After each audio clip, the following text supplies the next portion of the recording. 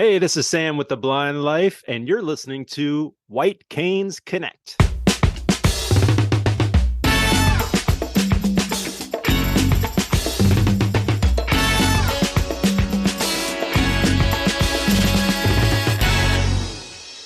Hey there, PA Federationists. Welcome to another episode of White Canes Connect, presented by the National Federation of the Blind of Pennsylvania. My name is David Goldstein. I am the treasurer of the Keystone Chapter. Joining me today, as always, is co-host and Keystone Chapter's second vice president, Lisa Bryant. Lisa, how are you today? I am well, David, and excited for 2023 and our conversation with Sam Seavey of The Blind Life. Yeah, it was a lot of fun to speak with Sam, and for those of you who don't know him, he's got a huge YouTube channel, over 50,000 followers, a video about just about everything you need to know about being blind or wanting to do something that maybe you thought or were told by sighted folks that you can't do or you shouldn't do. Sam may have done it. And he's got a lot of great information about how to get started in YouTube if you want to do that, or basically just how to live your best blind life. I think folks will find the conversation not only informative, but Sam's actually pretty entertaining as well. He sure is. Let's take a listen.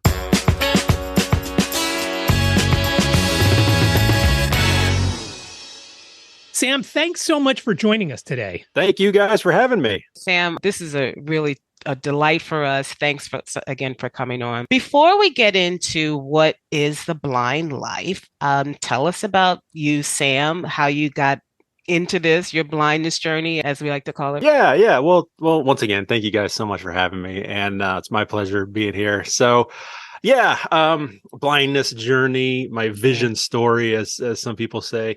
Yeah. So I was diagnosed at 11 years old with Stargardt's disease, which some people may know, some people might not know. It's a juvenile, or it's an early onset form of macular degeneration. Mm-hmm. It's an inherited retinal disease, so it was passed through the genes, passed on to us. My sister and I both got it. So it's a recessive autosomal disorder. So even it's just kind of luck of the draw that both parents had it, even though they didn't manifest. They just both were carriers of the gene. And so right there, lucky. And then to pass it on, even if two recessive genes come together, you still only have a 1 in 4 chance to pass it on. And both my sister and I both got it. So I always say that we won the low vision lottery, and both got it. Yeah. But hindsight being what it is, I think it was better that she and I both had it. So at least we had, someone there to grow up with and to kind of go through all of that together. And so it made it easier, I think. Mm-hmm. But typical, story of growing up with vision loss, I had its difficult times going through school. I did public school all the way up into my high school years. And, there was some difficult times there. I talk a lot about this. I go into a lot more detail I have a video called My Vision Story, and I talk a lot about this, but ended up going in between my junior and senior year of high school. We bounced around a lot. I tell people, and they're kind of surprised to hear that I actually went to 4 different high schools, my 4 years of high school. Oh my gosh. Yeah, it's pretty crazy. So we bounced around a lot. And then in between my junior and senior year, I went to a school for the blind for a summer program. And other than my sister, this was the first time I was around other blind kids like me. And, I always say I for the first time, I wasn't the weird kid. I was like everybody else. I was surrounded by weird kids, and it was awesome. And I just had a blast. And so when I got back from that summer camp, I begged my parents to let me go to that school for my senior year of high school. And I had really awesome parents that, whatever I needed, they were happy to do. Mm-hmm. And so made it happen. And I graduated from that school for the blind in Raleigh, North Carolina, and had a great time. I had a very positive experience at the school. I know some people don't. And everybody's unique in that regard, but I had a great experience. So, but then kind of fast forwarding, skipping all the boring stuff of dating and all that boring stuff. I don't know. We may want to come back to that. Yeah, we could circle around. That's fine. I had normal jobs. I worked a lot in restaurants. I always loved cooking. I always loved, especially desserts. I have a big sweet tooth and I love making desserts and trying to fill that creative urge in me. I also did a lot of art when I was younger, but eventually the vision, progressed to where I wasn't able to do these things anymore. It was getting more and more difficult working in the restaurants. So I left and I became a stay-at-home dad. It just kind of coincided with my daughter being born. And so I became a stay-at-home dad. My wife went back to work and did that for several years, but I got bored. I got super bored. She's great and everything, but she wasn't the best for conversation during the day. So I was always looking for something to do. And eventually, long story, I ended up started making videos for an organization or company based in Texas. I was making videos about mobile technology, mainly reviewing Android devices and Android apps and things like that, and teaching people what they can do with Android and how amazing it can be. And around that time, this was probably around 2010, I decided to one day search on YouTube for Stargardt's disease and see what was out there, what kind of videos were out there, people talking about the vision, the disease. And there were just a few, there weren't too many, and it was mainly medical stuff. And so I wasn't really, I was looking for more people living with it and sharing their life and all of that. And there wasn't much. So I decided, I've got all the equipment. I've been making videos for a couple of years on YouTube. I know how to do it. I should start my own channel. And so that's when December of 2013, I created The Blind Spot was the name of the channel originally, as an homage to my Stargardt's, which is central vision loss. And so I started doing that. At the beginning, it really was just it was more of a hobby, just something to do. I always say that I was, jokingly say that I was throwing darts at a board, and whatever stuck, I would make a video about that. I really didn't have any kind of direction or any kind of goals of growing a channel or anything like that. But slowly over time, more and more people started watching, and I was mainly just sharing my life. I've been living with vision loss for, at that time, it was going on 30 years. And so I had a lot of experience. And so I was just sharing, tips and tricks videos, how-to videos. And then eventually it got to the point where I was like, oh, this is kind of picking up steam, and maybe I should really think about putting some effort into this and trying to grow it, legitimately. And that's when I kind of got on a schedule. I started to put out more videos. I ended up changing the name halfway through to The Blind Life, is what it is currently. And I think it better reflects what the theme of the channel is all about, because I'm not only sharing my own blind life, but I'm teaching people how to live better blind lives. And around the same time, 2016, I started working as an assistive technology trainer at a nonprofit. And so I was suddenly surrounded by all kinds of amazing technology. And I had always been using assistive technology ever since I was a kid. And then, my experience working with mobile technology, I've always loved playing with gadgets and tinkering around with all those things. And so that's when the channel really took a shift towards more being about assistive technology and featuring cutting edge, top of the line kind of assistive technology. And it's grown like a weed since then. About 2 or 3 weeks ago, I hit 50,000 subscribers. Let's just take a step back. So when you went for your senior year, did your sister go to the same school? Did she end up going with that one, or did she stay where she was? No, she's 3 years older than me, so she was already out of school at that point. Gotcha. Okay. She had moved out much earlier, many years before that. So no, it was just me. But like I said, I had a great experience, and so I'm a big advocate for schools for the blind. It's obviously it's not the right choice for everybody, and that's fine. I did public schools, I did private schools, I did a school for the blind, so I've done them all. So I think wherever you land, you can do great wherever you go, and then also wherever you go, it might not be the right fit, and you might need to look somewhere else. Yeah, right. But I'm always a big proponent of those. The Blind Life is weekly, correct? Is it weekly? Yes. Yeah. I post every Saturday. Okay, so it's weekly. You cover assistive technology. I think. Well, tell us a little bit about more of the format, because you've also launched like sort of a series about working. So tell us about that, and what type of guests you have on. Just a little more about the format and the kind of things that people can expect, because we do expect you're going to get some new subscribers. Well, good. Yeah. Well, everybody's welcome.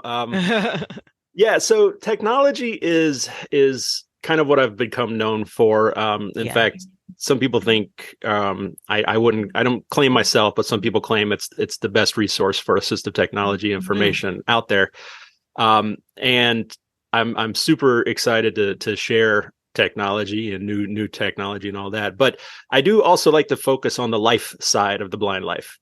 So, I do tips and tricks videos. I do regular consumer electronic reviews, like, the Amazon Echo and things like that. I have a monthly video podcast that I do with my wife called Talk Back with the Blind Life.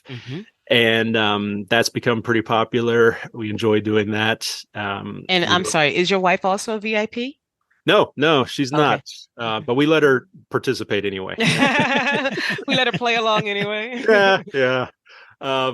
So, and then I do, yes, as you said, I just in December, I just did a whole series called Working Blind, where I interviewed people in the community who are successfully working. In hopes to inspire people, because I'm sure you guys have gotten that question before. I've gotten it so many times. People say, well, what kind of jobs can blind people do? Right. And I generally respond by saying, well, it's easier to say what jobs you can't do. That's a much, much shorter list than what you can do.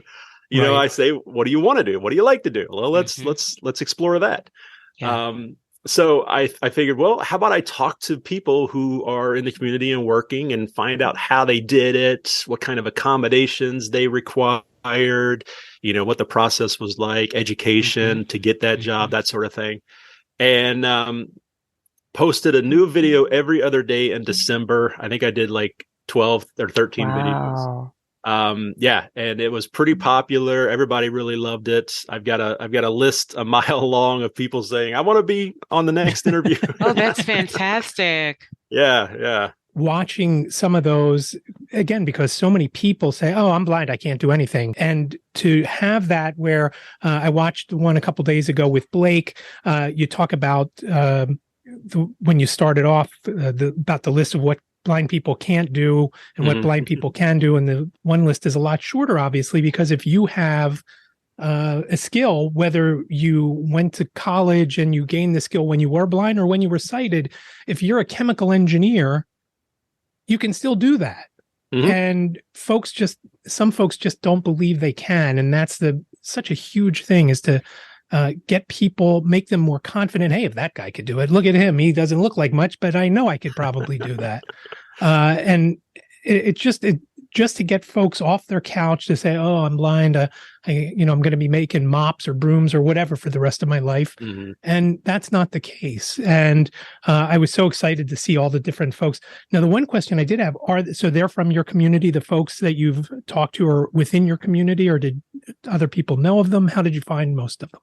No, some of them I reached out back when I was planning this several months ago. I reached out in one of my talkback videos, actually, one of my video podcasts. And I said, hey, I'm thinking about doing this series. Would anybody be interested in participating?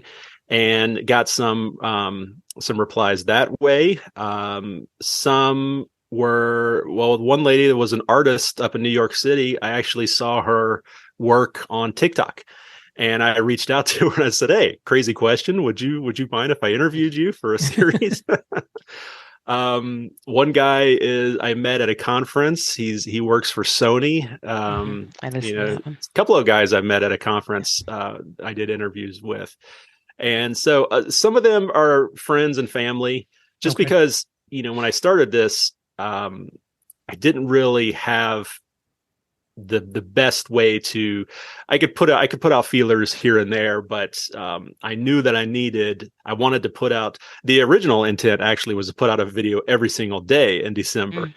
And so I'm like, I need to find more people here to interview. And so I was like, hey, I asked my sister, hey, you and your husband, you're both blind. Let me let me interview you. But it's definitely not going to be a problem now. And so much great response to the series. We're definitely going to extend it into 2023. Probably not as much as I did. I think people were starting to get burned out there towards the end. But definitely releasing a couple videos a month, probably. Talking about things that blind people can do and blind people can't do. Recently, you did something something I don't know that I would want to do, but you recently flew a plane. How did that all come about? Yeah. So one of my biggest things is that I talk about on the channel, and the Working Blind series was a great example of this. Is it's mostly about determination. It's like 99.9% about determination, and I have to practice what I preach. So well, in the video I talk about this. I talk about how when I was a kid, my father was in the Air Force. My grandfather was in the Air Force. I have siblings. My uncle was in the Air Force, or not siblings, excuse me, relatives. My uncle was in the Air Force. And so a lot of Air Force people in our family. And so I knew about flying and all of that, even from a very early age. And then when I was 11, the first Top Gun movie came out, and that just sealed it. I'm like, yes, that's what I'm going to do someday. That looks so much fun. But obviously, I also was diagnosed at age 11. So that kind of put a damper on that. But I always had the dream. And so I have another series on my channel called Blind Challenge, where I challenge myself to do something that maybe most VIPs wouldn't necessarily do or want to do, or maybe people wouldn't expect us to do. And I always knew that flying an airplane was probably like, oh, that would be top of the list of the Blind Challenge. And I was having a conversation with a friend of mine named Adam Palmer at a conference at CSUN, Assistive Technology Conference, beginning of 2022. And we were talking about this, and I was telling him about that. And then that's pretty much where it ended. It was just a a normal conversation with him. And then a few months later, he calls me up and he's like, look, I was talking to a buddy of mine, our family friend at church the other day, and he's co-owner of an airplane. And he said he'll let you go up and fly the plane. Oh my gosh. He's like, if you want to, man, we can make it happen. I'm like, oh yeah, let's do it. And you did it. Yeah. So Adam, I really give full credit to Adam and then the crew there at the airport. They put everything together. Flew down to Georgia, where Adam lives and this guy lives, the gentleman lives, and we went out. I got lucky. It was a beautiful day, clear skies. I put cameras all over the inside of the airplane and got all the footage and went up and flew around a little bit and came back. And then it was one of those things. I was more concerned with getting the video and making sure that all the cameras were working, because they're GoPros. I was using GoPros, and GoPros are notoriously not reliable. Yeah. And so I was like very stressed about that, to where we finally land, and I'm like, oh yeah, I guess that just happened, didn't it? I totally Wow. It was pretty cool though, especially. And then now that I have the footage and I can go back and look at it and kind of relive it, it was really cool. Mainly you use GoPro. I know I watched one of the first videos I saw was either last year or year before. You did one. I was interested in the BEP, and you did one with it was your brother-in-law. Is that right? Yeah. Down in Alabama, and talking about that. And I'm thinking, who's shooting this? Because the angle was, and did you attach the GoPro to the van, or were you holding it up along the windshield when you guys were in the truck or van or whatever it was? My main camera, I'm a Sony shooter, so my main camera, I have two Sony mirrorless cameras, and so I have really wide angle lenses for those. Okay. And so I just had the tripod sitting on the floorboard in front of me, off to the side like that, so I could get kind of an angle shot of both of us, and just had it on as wide of an angle as possible, and I'm holding it with one hand, I think, for a lot of that, just to make sure it doesn't fall over.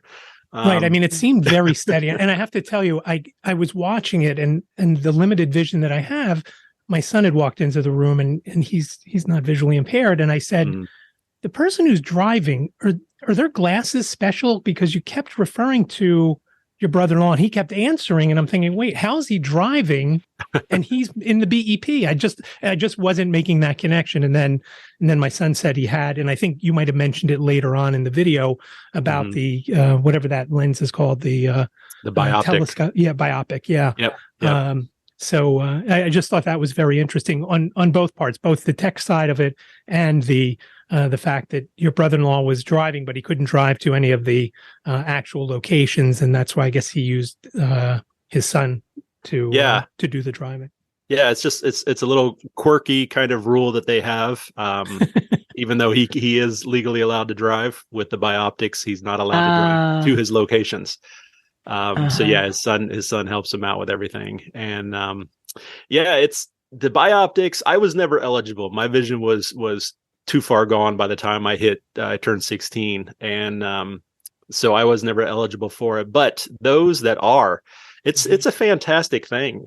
It's really brought tremendous independence to their family, and because my sister is, has Stargardt's like I do, and he has histoplasmosis, and so now their son is a driver.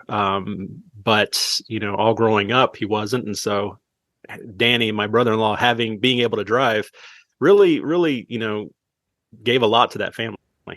Right. It just means so much to your independence if you can get around on your own. I obviously can't drive, so I'm either have to worry about mass transport or my wife or a family member or Uber, and obviously Ubers can get expensive. And I know that using those lenses, I don't think they're in Pennsylvania where we are. I don't think they're legal to drive with that. I remember maybe about 15, 20 years ago, I was at an appointment and they were showing me different things. And the doctor said to me, in some states, you can drive with this. I said, really? And I was surprised. So I thought that was very interesting, though. While we were talking about equipment. Well, let's go back there for a minute. You had recently talked about a Sony camera that I was shocked when you were talking about it having not 100%, but had a screen reader for the menus. Has that gotten any better? And why don't you mention I don't remember the camera model number for that. Yeah, so it's the Sony A7 IV. It's part of their Alpha line, and just released in December of 2021. So just over a year old, and has a screen reader built in. Actually has an accessibility setting in there, and I was so shocked when I first saw it. And as great as that is, it isn't, like I said, it's not fully functional. It doesn't work 100%. And they have done one update since the release, but the screen reader hasn't been approved yet. But the gentleman who, his name's Eldine, he was on my Working Blind series. He's one of the top guys in the Sony imaging department. I've worked a lot with him on this screen reader as far as, trying to promote. He said, Japan is the mothership for Sony, and Sony US or Sony America, whatever they go by, they basically just take all the cues from Japan.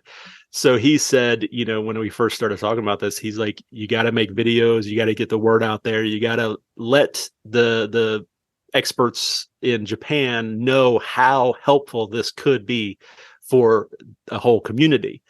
so that they will be, kind of like, oh, well, we better fix it and make it work 100% and all that. So we're doing our best. I actually just had an email with another gentleman who saw the video, and he's a videographer and a photographer who's also visually impaired. And he's like, we got to get some like group together of Sony shooters and try and really campaign to get the feature improved. Yeah, I mean that would be something that would be so helpful. I was trying to shoot a video the other day, and I had voiceover on, and as the iOS has gotten quote unquote better, and voiceover has gotten quote unquote better, it seems like it talks more when you're using the camera and or video. With the camera, it's fine, but when you're doing video, it's, I was shooting something at a place and it said 2 persons left, and I'm like, shh, we don't need to know that now. I'm good. I'm just just need the audio from this part, and so I had to shut voiceover off. And that leads me to the question. You mentioned using GoPros. Have you used, I think it was Model 9s and up, Hero 9s and up, it was, they have voice activation. Do you use that at all? Do you have those? I don't. So I have the 6 black, I think is the one I have, 6 or 7 black. And but it does. It has the voice. You can say, GoPro, I forget exactly what the keywords are. GoPro start, GoPro stop. I don't use them myself because they have a pretty good tactile button, and when you press it, it beeps, so it lets you know when you're starting and stopping the recording. So I haven't had the need to use the voice activated, but I see videos where people are using it all the time. So it seems to work pretty well. I would just imagine if you're doing a few different cameras, instead of going from one to one to one, if you just said those words and boom, all of a sudden they're all recording at the same time. And I know price point of those, especially if you go back a couple of models, pretty reasonable now to get started in with those. Not that we're going to be doing action sports with them like they're meant for. And some people may. I've talked to somebody on my own podcast that's a blind snowboarder, which just absolutely terrifies me. When you make a video, do you edit them? Are you the one that edits them, or does somebody else do that? No, I'm pretty much a one person show. I do everything myself.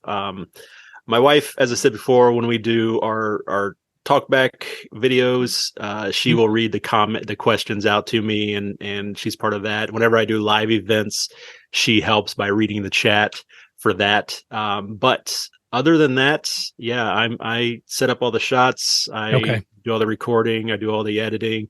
You guys can't see it, and podcast people definitely can't see it. But to my right over here, I have a shot set up where I'm recording a new talking watch. And I've got my lights all set up. It's sitting on a piece of black acrylic. It's going to be really cool. Oh, cool. I get a little over. My wife tells me all the time. She's like, well, it's very funny you say that, because I think that's what it always comes down to, is us trying to convince the wives why we need to buy it. Because I'm like, she's like, why did you buy black acrylic? It's like, well, because the watch, it's going to get a reflection. Trust me, it's going to be really, really cool. It's like, you're making videos for blind people, right? I'm like, yes, I know. But still. Some people that have more sight than not will watch too, though. Yeah. So, under the topic of, technology and what you use, what do you use, Sam? How do you navigate life on a day-to-day? So I I try to use as much of my vision as possible. So I utilize a lot of magnification. I always have, it's right here next to me, a little 10 times Eschenbach magnifier. I use my, I don't actually, believe it or not, people are a little surprised that I don't actually use a lot of assistive technology in my everyday life. I have a CCTV at work next to my desk, like most people do. I use my smartphone for just about everything. I carry an iPhone and an Android. Since I'm an AT trainer, I have to know how to use both of those. So I carry both. So I use the screen magnification on both of those. I use the voices on both of those screen readers. I'm a Windows guy, so I use Windows Magnifier, Windows Magnifier Reader. I'm a cane user, but 90% is for identification more than mobility or anything like that. But yeah, honestly, I don't use a ton. I have a lot of technology. I'm very blessed that because of what I do, I've got access to a lot of these things, but I don't tend to use them on a regular basis. So this is probably not a fair question because no one asks a sighted person who is going to become an O&M trainer, how are you going to teach blind people when you're not blind? But I'm going to be unfair and ask what it's like for you to research these products as low vision, as well as being able to recommend or at least intelligently talk about products that are really more designed for people who are totally blind. Like how do you balance those two worlds? Well, I'm very fortunate. I actually, being visually impaired, being an actual user of a lot of this stuff, I'm in a unique position to give an honest review about it. And the fact that I've done it so long, the fact that I've been an AT trainer for so long, I don't get excited about products anymore. So I look at it with a very critical eye. I'm mainly focused on the pros and the cons. And I'm not going to, but this one's got, this one's wireless. It doesn't matter how useful is it for the person. Right. And so that it gives me a little bit of a leg up in a lot of these things. Now, as you said, though, I'm not a Braille user. So if somebody gives me a device, like in fact, right here in front of me, I've got the Dot Watch, which is a Braille watch. And if someone sends me something like that for review, I can a lot of it I can kind of evaluate. Form factor, that sort of thing, battery life, that sort of thing. But when it comes to the Braille, I will seek out somebody who actually knows Braille, and I'll give it to them. In fact, the Dot Watch, I've got a buddy who's been a Braille user since he was 6 years old, and I let him use the Dot Watch for about a week, and afterwards, I'm like, all right, so what do you think? What did you like about it? What did you not like about it? So I definitely know that where I'm not an expert in all things, I have no problem looking towards the experts and getting their opinions as well.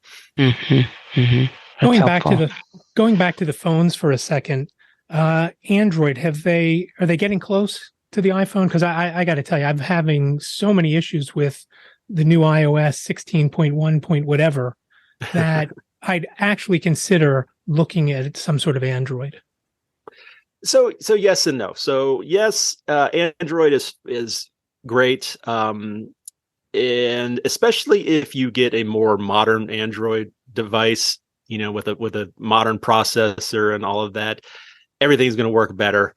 TalkBack is great. TalkBack has adopted a lot of the same gestures as VoiceOver, and vice versa. They're both kind of sharing back and forth. I actually prefer Android screen magnifier over Zoom on the iPhone. It's just more intuitive. It pinch to zoom instead of doing the 3-finger double tap. It's just 1 finger triple tap to zoom in, 2 fingers to move around. It's just more of it doesn't have the crazy physics built in that Zoom does. So, it's especially when I'm working with new users, and they try to move their screen around on their iPhone or their iPad, and it goes flying across the room. You don't get that with Android, and so it's a little bit easier, user friendly. But if somebody needs voice, is going to be relying heavily on a screen reader, I always recommend Apple because VoiceOver is still slightly better. And I tend not to say slightly better. I say it's less frustrating than Android because they're both frustrating. Right. I was just going to say it's so many frustrations. But again, it's one of those love-hate relationships you have because so many things I wouldn't be able to do without my phone. And you're talking about not using much as far as assistive technology. Basically, the only thing I use are apps on my phone, whether it's to Zoom or to, using Seeing AI or InVision or one of those.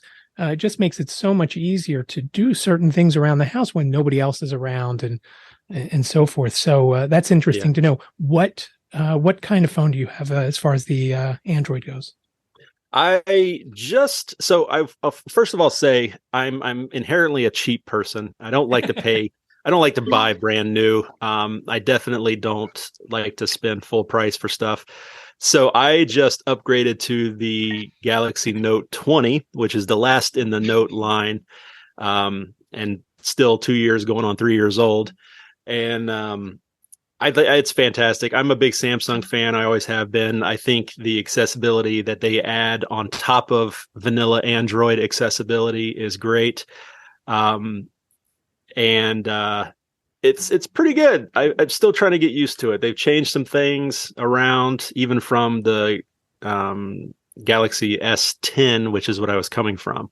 Okay. They've changed some things around. But what I'll tell people is that if anybody's kind of on the fence, should they get Android, should they get iOS? I tell people that you're going to be successful with whatever you get. I know plenty of people totally blind who love their Androids and hate Apple. I know plenty of people that love Apple and hate Android.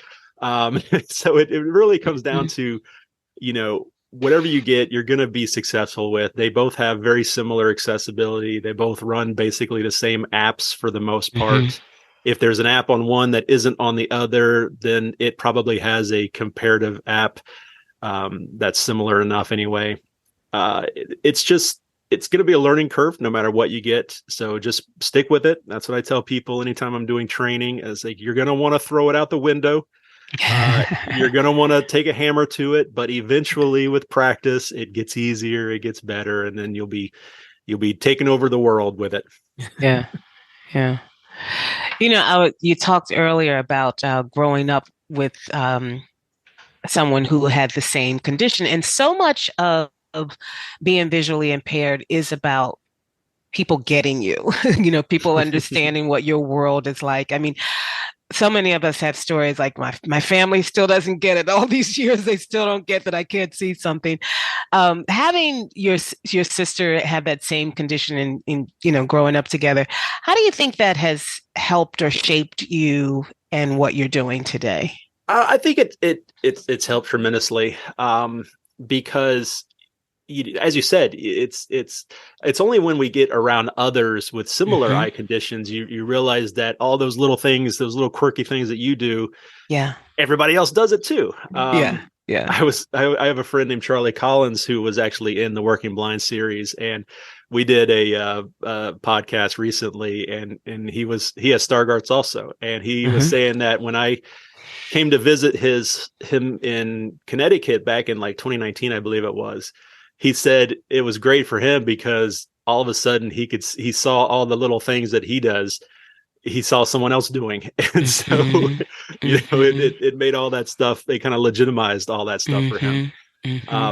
But I tell people that all the time. It's like, you'd be surprised. We're much more similar in the blind community as far as things we do and how we act than we are different.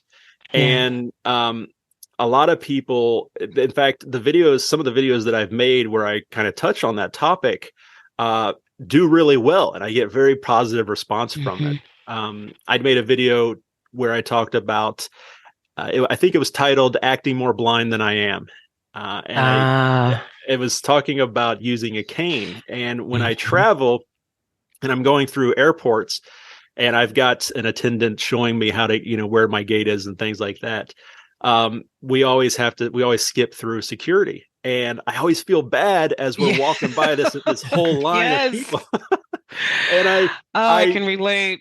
Yeah. And so I'm standing there with my cane, and I feel like I have to like tap it more than I normally would, just to kind just to kind of prove that I do deserve to, that you're worthy of the cane. Yes. And so just that very reaction right there, I got a ton of people were like, yes, I totally get what you're talking about.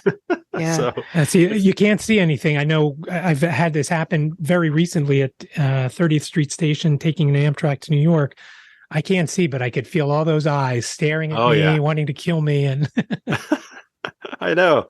And then I made a video, and I talked to my wife, and she put it into perspective for me. She said, because I said, I feel bad. I mean, why am I special that I get to jump the line when no one else does? And she said, it's not because you're special. It's the person that's helping you. They don't have all day to stand in line. So they're jumping the line for them, not for you. Right. And I'm like, okay, well, we'll think about it that way. It makes me That's feel a little wise. better. Yeah, that's a very wise perspective. Yeah. Uh, so you launched or started in 2013, I think you said, right? Yep. Was that as the Blind Spot before the Blind Life? Was there a particular year you remember thinking, you know what, I think I've got something here that's more than a hobby? And if so, when was that, and when did you? Because you're now an LLC, I think, right? The Blind Yes. Life Yeah. yeah. So, when did you realize that it needed to go from just, something that I do to kill time, while I'm a stay-at-home dad, to a real business, and then also getting product makers involved and wanting you to review their products? Like, do you remember when that kind of all came into play? It was probably 2017, 2018, around that time. The thing with YouTube, unless you've got like a gaming channel or a beauty channel or a health channel, the growth is really slow at start to begin with. And it's exponential growth. So the more you grow, the faster you grow. But especially if you're in a genre like vision impairment, where there's probably not a lot of blind people originally anyways on YouTube, it was super slow. It took me several years to get my first 1,000 subscribers. And then, but I think it's probably around 2017, 2018 when I had started to attend conferences, and people were starting to recognize me, and the companies were getting interested in working with me. That's when I started thinking, I should probably look into definitely kind of buckling down and getting on a schedule and being more serious about it. But then 2019 is when I turned it into an LLC. So I'd say it was 2017, 2018. And as far as your watch hours, I know for monetization, I think it's 4,000 watch hours. And I don't know if that was the case back when you started. How long did it take you to get to that threshold? Same ballpark? No, actually, way back then in 2013, you had to have 1,000 subscribers to be eligible to join the partner program. Okay. So it took me several years before I was eligible to do anything. And even then, it's like, you're part of the partner program, but you're still not making any money. Because there's a certain threshold that you have to reach before they'll, send you money or anything like that. And so I'm still nowhere near where I would like to be, obviously. It's still not, the Blind Life is doing really well, but it's still not enough to comfortably quit my day job, so to speak. So, people think it's all glamorous and all that. It might be someday, but not yet. Yeah. Well, you're well on your way. I think, the stuff that you put out is outstanding. I watched, I saw it come up the other day in my notifications, and I finally got to watch it today. Just that little YouTube short you did about having the phone on your iPhone to do the whole screen, as opposed to that little tiny banner up at the top, which I can't stand, because I put my finger down on the on the screen and try to find where it is, but by the time I find it, half the times either it's already gone to voicemail or whatnot. And I thought, there's got to be other tips like that folks don't know about. And when I did that, I'm like, why don't I just poke around? I could figure this stuff out too.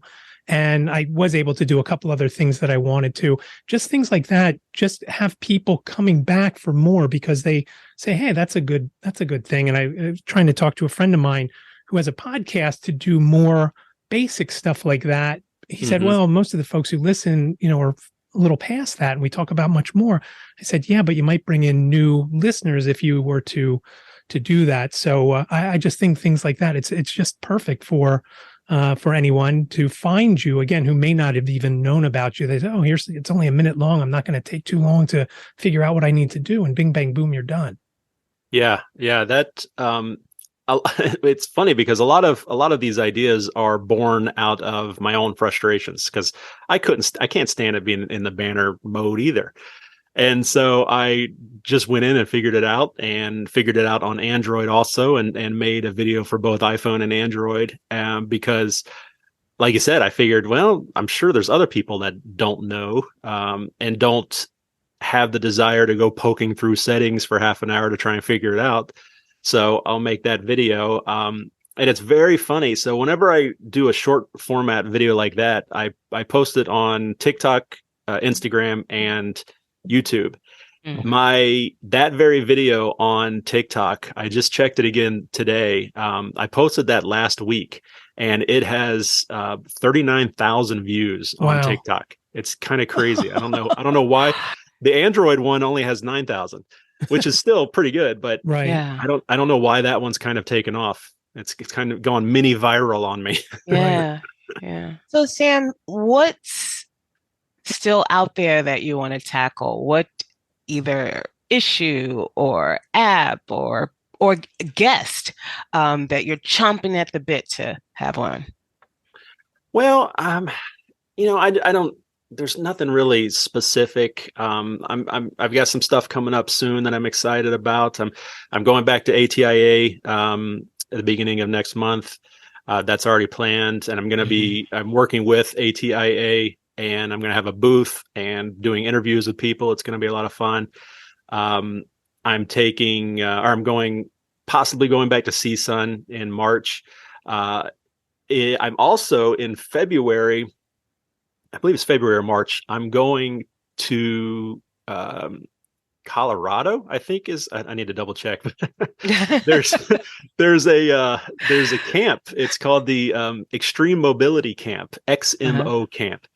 And it's a camp for visually impaired teenagers. And I think, transition age, college age, where they go skiing, they go rock climbing, they go snowmobiling. And I've been fortunate enough to get a spot, and I'm going to be going to document that.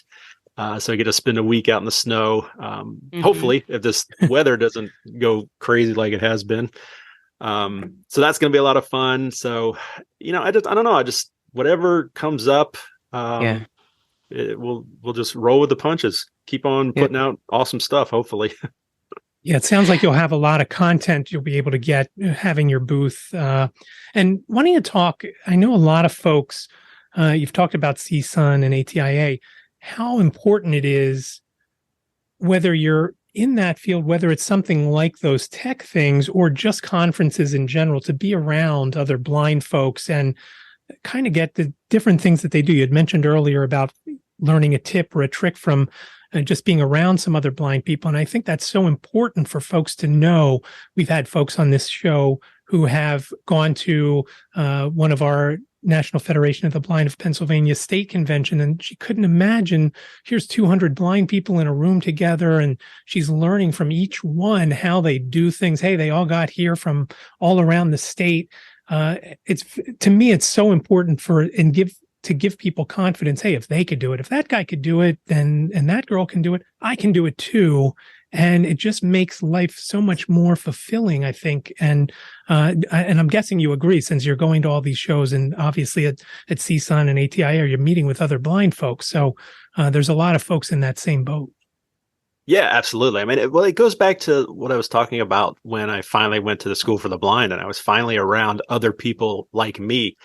And I always jokingly say that I finally found my peer group, because, most of us, we don't interact with other blind people on a daily basis. And so to get around a bunch of other people who can relate and understand and do the same things that you do, it's really exciting. And then also just going to a conference, you're staying at a hotel full of blind people, and there's events going on. I did the NFB national convention in Las Vegas a couple of years ago, and that was there.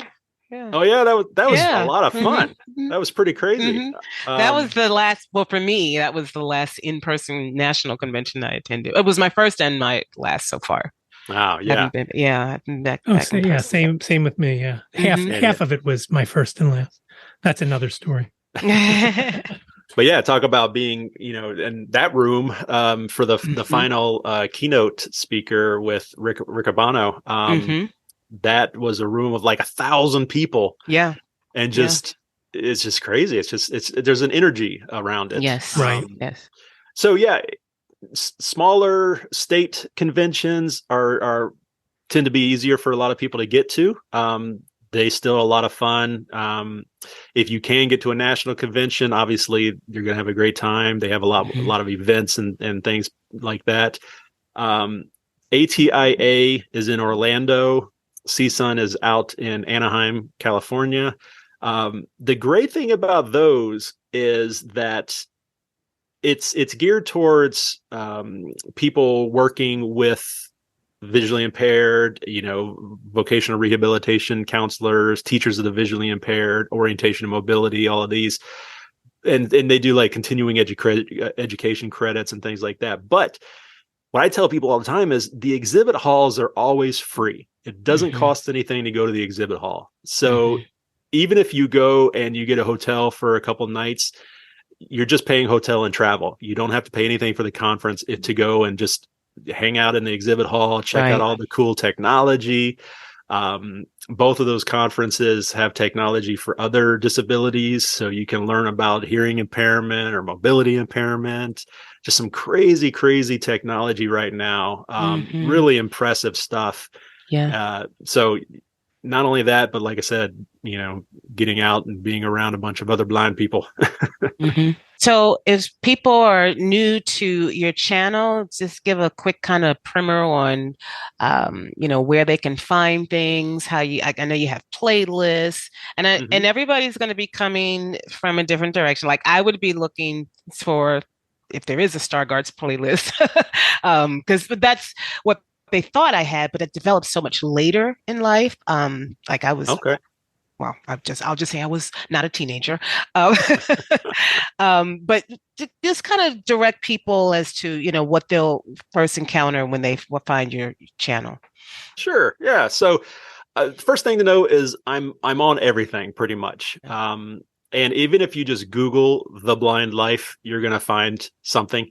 So I'm on TikTok, Twitter, Instagram, Facebook. I've got a Facebook page, but I'm also a member of like 20 Facebook groups, and I share content in those as well. YouTube, though, I also have a website. I guess I should plug that first. Okay. Theblindlife.net, N-E-T, is the website.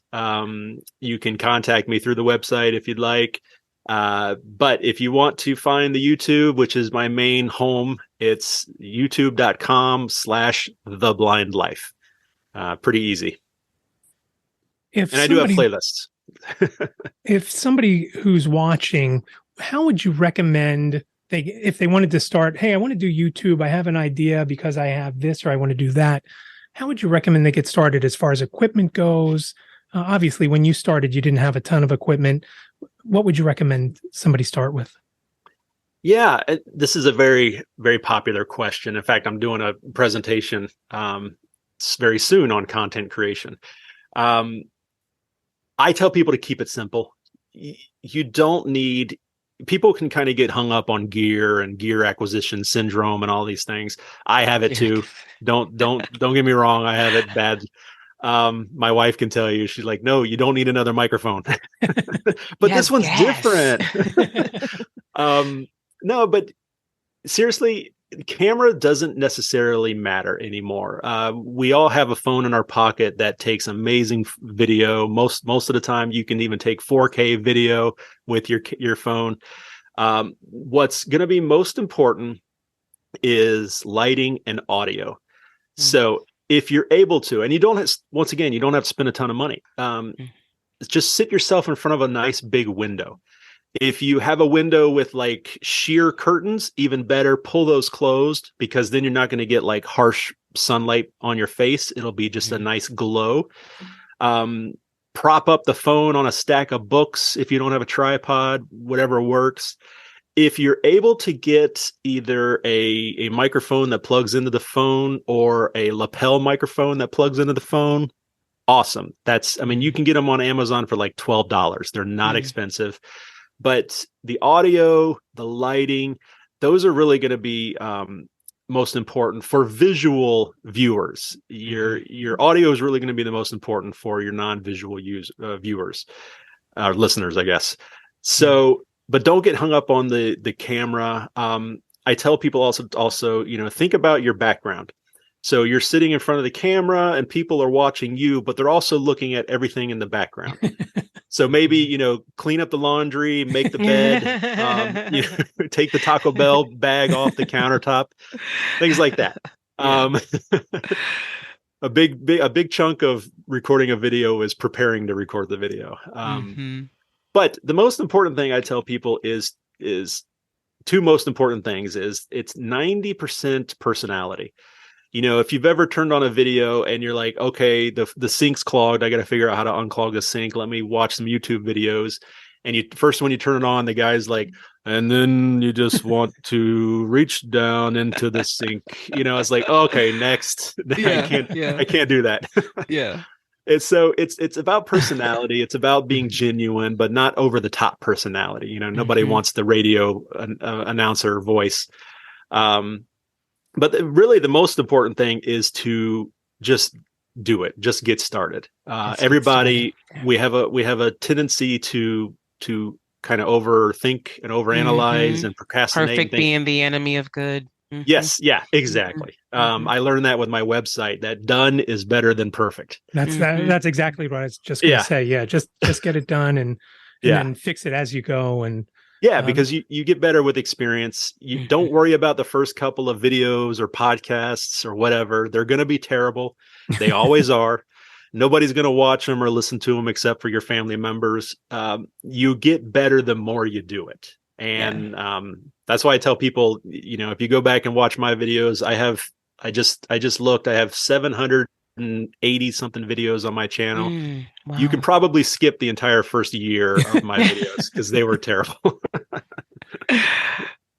One thing you mentioned using the phone, and I agree with again, with shooting 4K and everything else. The one issue that I have, and I agree also with the making sure your audio is the best, when you plug a mic into your iPhone, it kind of takes the voiceover away. And if you need the voiceover to set up the shot, you've got to wait and then plug in the mic after you've got figure out exactly where you want everything to be set up to then go back in and hopefully you hit record and things like that. That's one issue that I can't get past using a mic that's plugged into. And I did get one of those, again, cheap, like you say. I think I spent $20 on a lapel mic and it worked fine once I was able to get around the voiceover troubles that I was having. So again, just do it. Just take action and get started and you're good to go. Yeah, I've seen a ton of people, especially on TikTok, just using the regular headphones with the mic, the integrated microphone. Oh, okay. Or even AirPods. Okay. And that would help with that. But I actually have a video on creating a YouTube channel with low vision, and I give tips and things. And one of the things I talk about, I'm a big fan of creating systems. We as visually impaired people, we could not live our lives without creating systems. Everything from, this is where the milk goes in the refrigerator. Don't anybody put it in the wrong place. This is where it goes. This is the system. But creating content, you can create systems as well. And the systems are repeatable. So I talk about setting up your camera to where, you may need to get help the first time to get it set up, but it's set up in a certain way that's repeatable every time after that. So you won't need to get help. So, you won't need to try and use voiceover each time to line up the shot because it's a repeatable shot. And it's obviously it's not going to work for everybody, but, could be helpful. Well, Sam, this has been fantastic. As I said in our exchange before, I was just so kind of giddy when I found you. And there's so much that I could relate to being low vision, because it really is a different, we do have a lot of similarities within the blind community, but there also is a specific lane that I think low vision people kind of live in. And you kind of were like the first one out there researching, testing, and doing all of that sacrificial lamb sort of stuff for us. Um, that is so, so appreciated. There's a ton, as you mentioned, you've got a ton of content already and more to come. So let's just make sure that people know exactly where to find you once again. Yep. Yes, sir. Absolutely. So the website is theblindlife.net, theblindlife.net. The YouTube is youtube.com/theblindlife. And like I said, search on Google for The Blind Life and you'll definitely find me. And I can vouch, folks, that he is very reachable. I reached out. I want to get a new smart TV, and you had just the advice that I needed. The Samsung seems to be really good in terms of accessibility. And I guess that goes back to what you were saying about the phone, now that I think about it. Samsung has, yeah. I'm really impressed with Sony. I've got videos. The answer I usually give people is I've got a video about that. I've got There's a video for that. Just about every single thing, including like Roku accessibility, Fire Stick accessibility, Apple TV. Oh my gosh. We're living in a fantastic world of accessibility. So if anybody's curious, yeah, you can feel free to reach out. We'll have links in the show notes, so we're not going to link to all 780 something videos, but we'll have links to the YouTube and all the different social channels, so you can just tap right over there from the show notes here. Sam, thanks so much for coming on with us today. It was my pleasure, guys. Thanks for having me.